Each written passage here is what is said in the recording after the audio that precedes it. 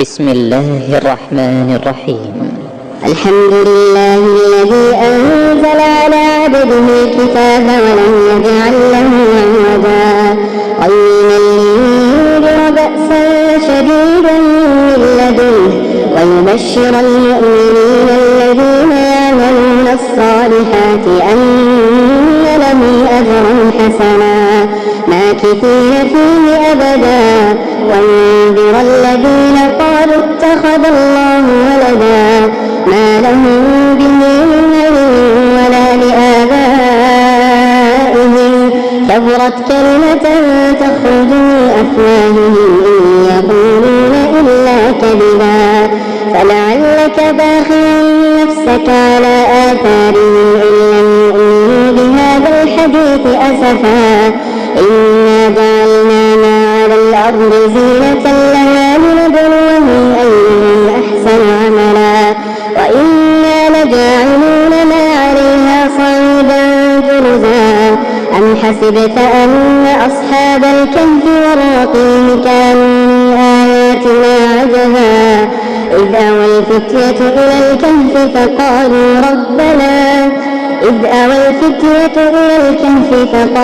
ربنا آتنا من لدنك رحمة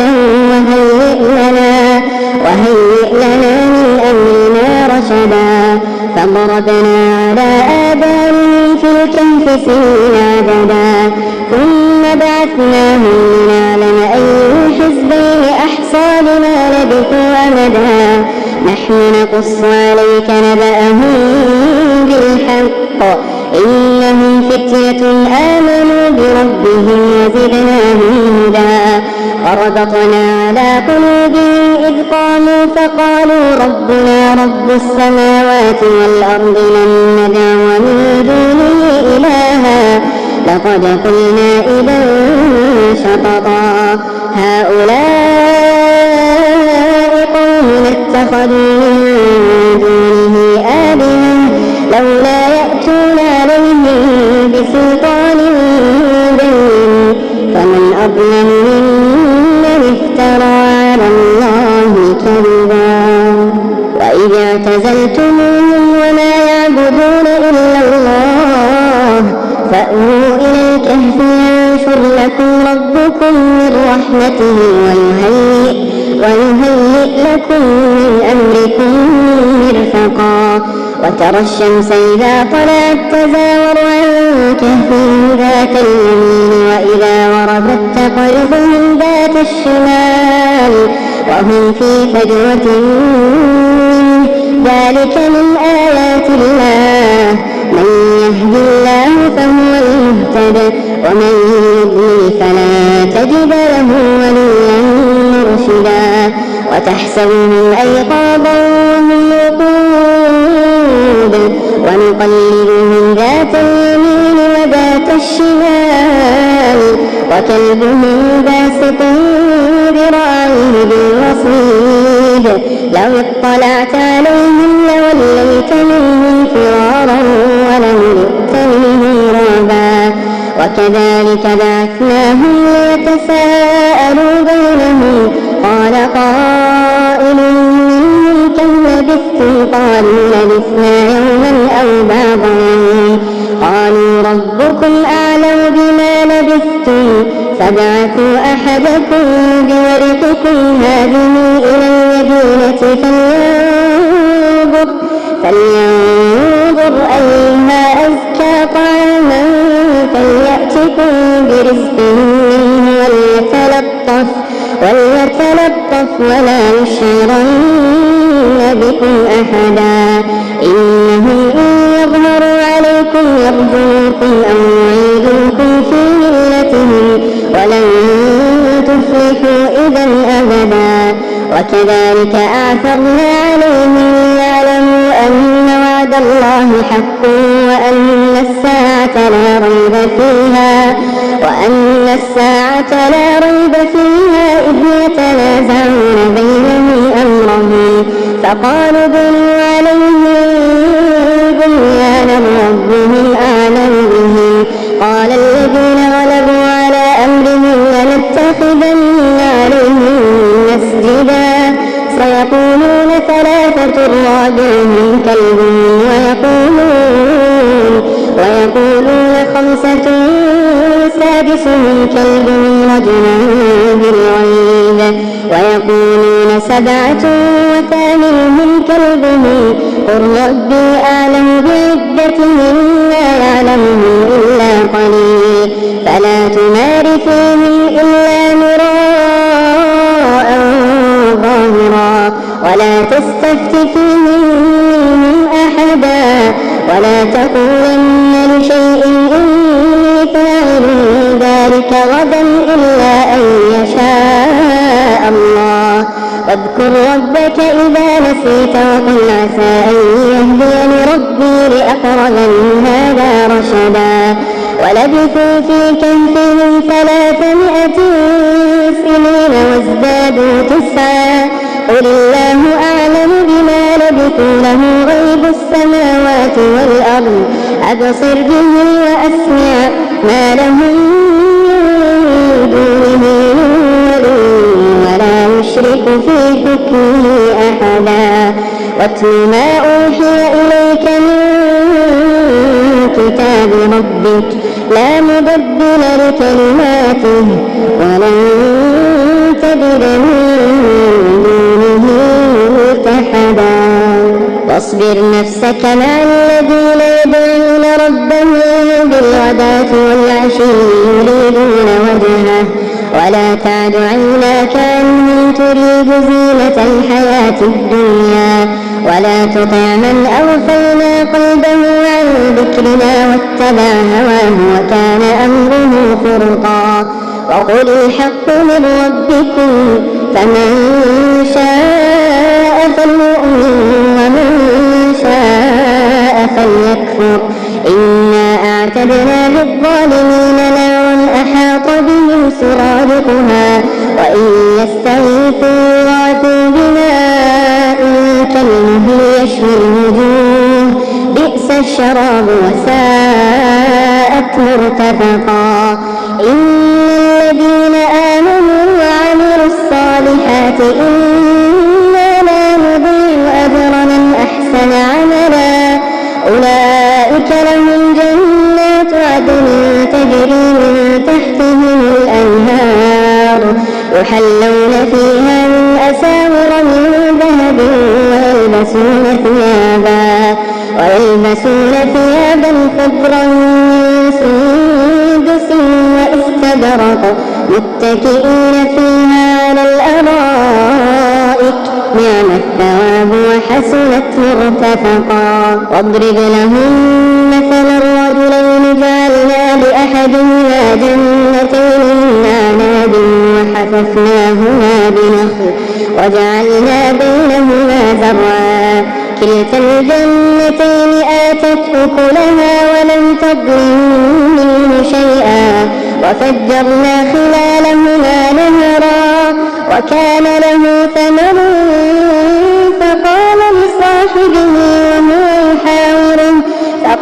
لصاحبه وهو يحاوره أنا أكثر منك مالا وأعز نفرا ودخل جنته وهو ظالم لنفسه قال ما أظن أن تبيد هذه أبدا وما أظن الساعة قائمة ولئن رددت إلى ربي لأجدن خيرا منها منقلبا قال له صاحبه وهو يحاوره أكفرت بالذي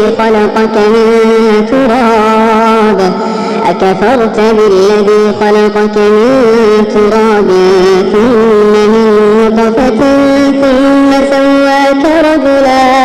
لكن هو الله ربي ولا أشرك بربي أحدا ولولا إذ دخلت جنتك قلت ما شاء الله لا قوة إلا بالله إن ترني أنا أقل منك مالا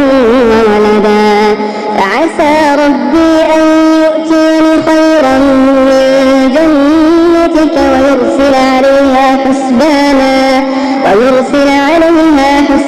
من السماء فتصبح صعيدا زلقا أو يصبح ماؤها غورا فلن تستطيع له طلبا وأحيط بثمره فأصبح يقلب كفيه على ما أنفق فيها وهي خاوية على عروشها ويقول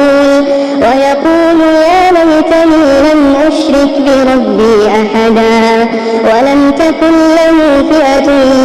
ينصرونه من دون الله وما كان منتصرا هنالك الولاية لله الحق هو خير ثوابا وخير عقبا واضرب لهم مثل الحياة الدنيا كماء أنزلناه من السماء فاختلط به نبات الأرض فأصبح هشيما تذروه الرياح وكان الله على كل شيء مقتدرا المال والبنون زينة الحياة الدنيا والباقيات الصالحات خير عند ربك ثوابا وخير أملا ويوم نسير الجبال وترى الأرض بارزة وحشرناهم فلم نغادر منهم أحدا وعرضوا على ربك صفا لقد جئتمونا كما خلقناكم أول مرة بل زعمتم أن لن نجعل لكم موعدا ووضع الكتاب فترى المجرمين مشفقين مما فيه ويقولون يا ويلتنا ما لهذا الكتاب لا يغادر صغيرة ولا كبيرة إلا أحصاها ووجدوا ما عملوا حاضرا ولا يظلم ربك أحدا وإذ قلنا للملائكة اسجدوا لآدم فسجدوا إلا إبليس كان من الجن ففسق عن أمر ربه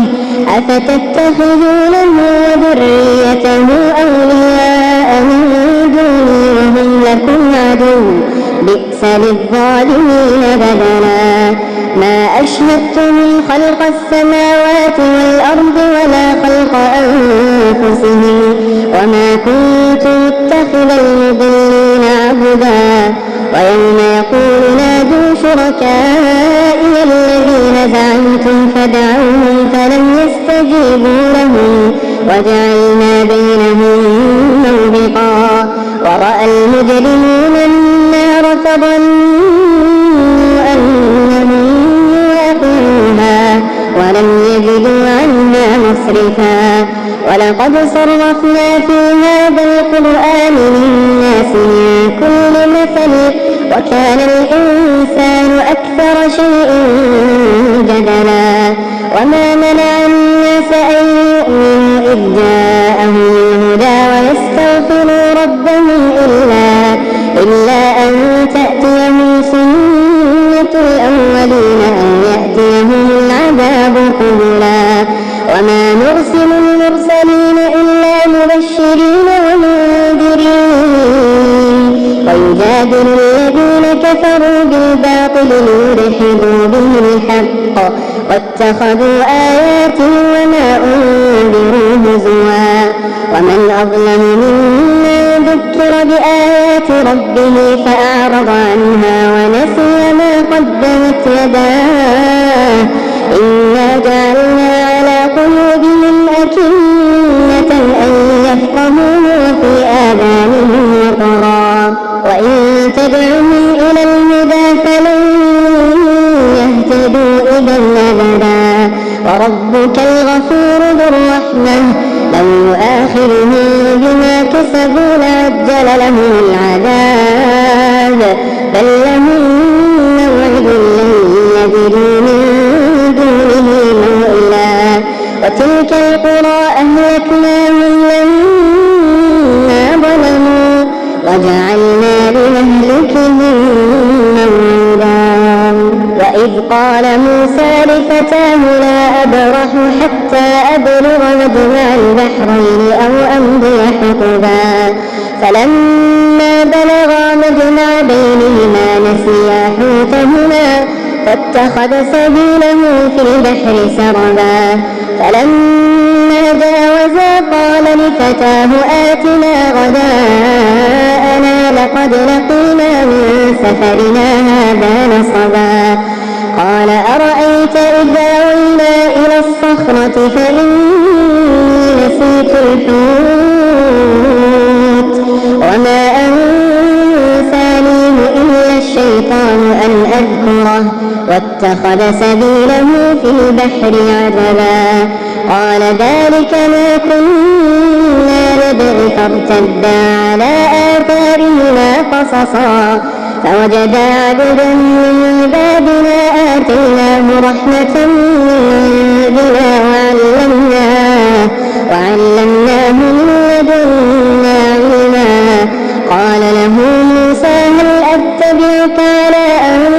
تعلمني مما علمت رشدا قال إنك لن تستطيع معي صبرا وكيف تصبر على ما لم تحط به خبرا قال ستجدني إن شاء الله صابرا ولا أعصي لك أمرا قال فإن اتبعتني فلا تسألني عن شيء حتى أحدث لك منه ذكرا فانطلقا حتى إذا ركبا في السفينة خرقها قال أخرقتها لتغرق أهلها لقد جئت شيئا إمرا قال ألم أقل إنك لن تستطيع معي صبرا قال لا تؤاخذني بما نسيت ولا ترهقني من أمري عسرا فانطلقا حتى إذا لقيا غلاما فقتله قال أقتلت نفسا زكية بغير نفس لقد جئت شيئا نكرا قال ألم أقل لك إنك لن تستطيع معي صبرا قال إن سألتك عن شيء بعدها فلا تصاحبني قد بلغت من لدني عذرا فانطلقا حتى إذا أتيا أهل قرية استطعما أهلها فأبوا أن يضيفوهما فوجدا فيها جدارا يريد أن ينقض فأقامه قال لو شئت لاتخذت عليه أجرا قال هذا فراق بيني وبينك سأنبئك بتأويل ما لم تستطع عليه صبرا أما السفينة فكانت لمساكين يعملون في البحر فأردت أن أعيبها وكان وراءهم ملك يأخذ كل سفينة غصبا وأما الغلام فكان أبواه مؤمنين فخشينا أن يرهقهما طغيانا وكفرا فأردنا أن يبدلهما ربهما خيرا منه زكاة وأقرب رحما وأما الجدار فكان لغلامين يتيمين في المدينة وكان تحته كنز لهما وكان أبوهما صالحا فأراد ربك أن يبلغا أشدهما ويستخرجا كنزهما رحمة من ربك وما فعلته عن أمري ذلك تأويل ما لم تستطع عليه صبرا ويسألونك عن ذي القرنين قل سأتلو عليكم منه ذكرا إنا مكنا له في الأرض وآتيناه من كل شيء سببا فأتبع سببا حتى إذا بلغ مغرب الشمس وجدها تغرب في عين حمئة فوجد عندها قوما قلنا يا ذا القرنين إما أن تعذب وإما أن تتخذ فيهم حسنا قال أما من ظلم فسوف نعذبه ثم يرد إلى ربه فيعذبه عذابا نكرا وأما من آمن وعمل صالحا فله جزاء الحسنى وسنقول له من أمرنا يسرا ثم أتبع سببا حتى إذا بلغ مطلع الشمس وجدها تطلع على قوم لم نجعل لهم من دونها سترا كذلك وقد أحطنا بما لديه خبرا ثم أتبع سببا حتى إذا بلغ بين السدين وجد من دونهما قوما لا يكادون يفقهون قولا قالوا يا ذا القرنين إن يأجوج ومأجوج مفسدون في الأرض فهل نجعل لك خرجا على أن تجعل بيننا وبينهم سدا قال ما مكني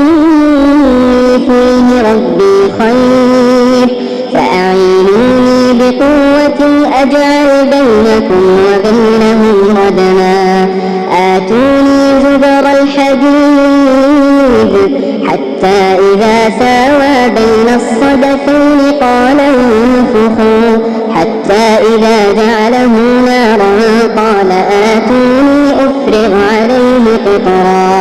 فما استطاعوا أن يظهروه وما استطاعوا له نقبا قال هذا رحمة من ربي فإذا جاء وعد ربي جعله دكاء وكان وعد ربي حقا وتركنا بعضهم يومئذ يموج في بعض ونفخ في الصور فجمعناهم جمعا وعرضنا جهنم يومئذ للكافرين عرضا الذين كانت أعينهم في غطاء عن ذكري وكانوا لا يستطيعون سمعا أفحسب الذين كفروا أن يتخذوا عبادي من دوني أولياء إنا أعتدنا جهنم للكافرين نزلا قل هل ننبئكم بالأخسرين أعمالا الذين ضل سعيهم في الحياة الدنيا وهم يحسبون أنهم يحسنون صنعا أولئك الذين كفروا بآيات ربهم ولقائه فحبطت أعمالهم فلا نقيم لهم يوم القيامة وزنا ذلك جزاؤهم جهنم بما كفروا واتخذوا آياتي ورسلي هزوا إن الذين آمنوا وعملوا الصالحات كانت لهم جنات الفردوس نزلا خالدين فيها لا يبغون عنها حولا قل لو كان البحر مدادا لكلمات ربي لنفد البحر قبل أن تنفد كلمات ربي ولو جئنا بمثله مددا قل إنما أنا بشر مثلكم يوحى إلي أنما إلهكم إله واحد فمن كان يرجو لقاء ربه فليعمل عملا صالحا ولا يشرك بعبادة ربه أحدا.